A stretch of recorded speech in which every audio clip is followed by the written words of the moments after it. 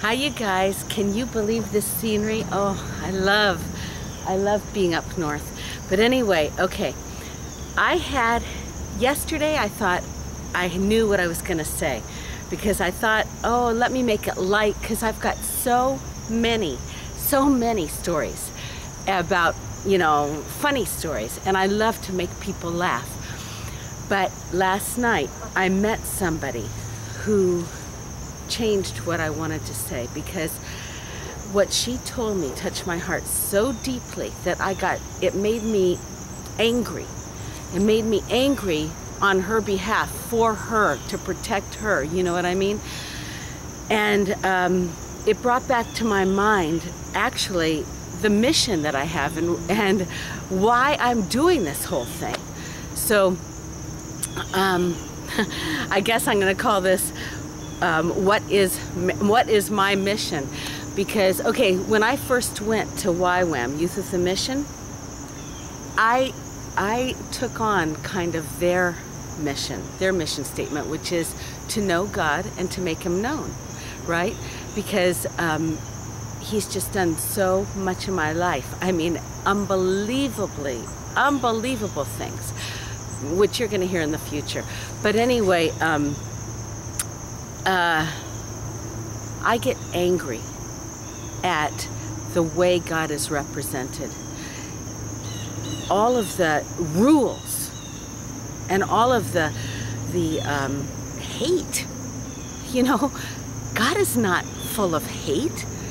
God is not full of hate to anybody, as you're going to see from my life. And that's why I'm telling my life story, because you can see the mercy and the compassion and the love and how He Himself is transforming me, but He is not expecting me to transform myself and be a good little girl. I don't have it in me to do that, because by nature I don't like to be a good little girl.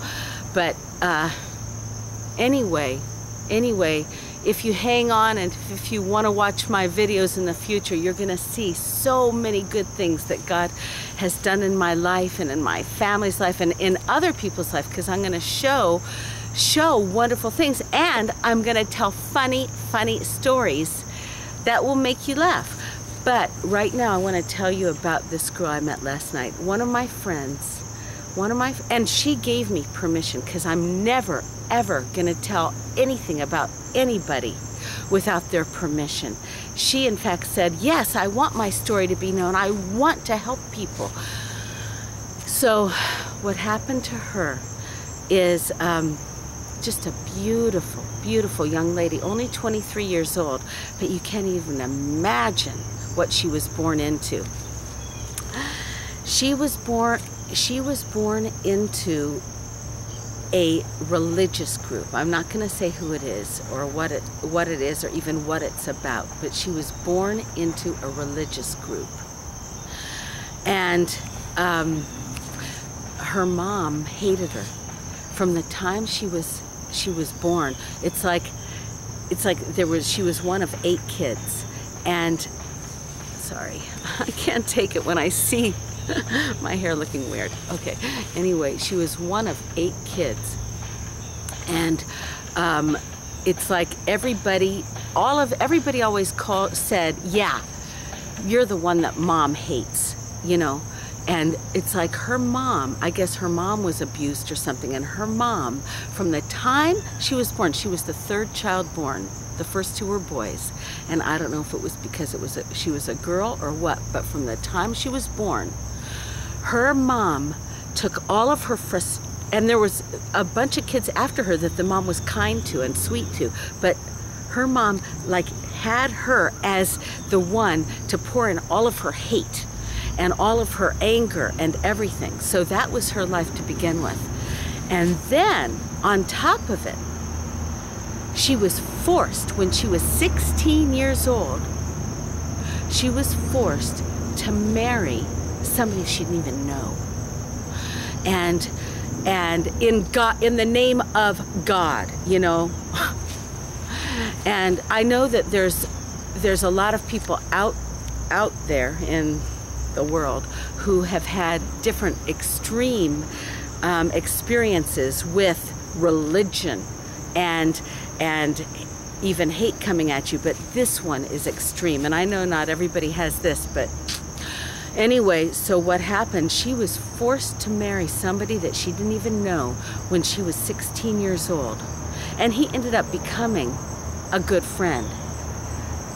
But, you know, when they had to be intimate, it felt like rape to her. Rape from the time she was, you know, just young. And also, I asked her about her relationship with her dad because, you know, her mom was like so hateful to her. It turns out when she was 7 years old, her dad raped her. But anyway, and I know that this is extreme, and religion is not always like this, but God never wants religion. He wants a relationship. He wants to love people, and that is my mission in life. But let me go on with the story. So what happened to her was she couldn't take it after 2 years, and also they were not allowed to show their hair, and they were forced to shave their heads, the women. But anyway, imagine what she went through. So anyway, she escaped, left her husband when she was, after 2 years of marriage, and then everybody shunned her. All of her relatives, everybody that she grew up with, shunned her. So she ended up in a crack house. She didn't do drugs herself. And remember, she gave me permission to tell this. But anyway, she didn't do drugs herself. But she ended up in a crack house because how else was she gonna, where was she gonna go? And she ended up getting raped 2 other times. But anyway, and then throughout this experience, she didn't want to live. She did not want to live, and she ended up trying to take her life 8 times, and one of the times she died. She actually died and then was brought back to life. But in those times, one time she was in a coma and another time she died.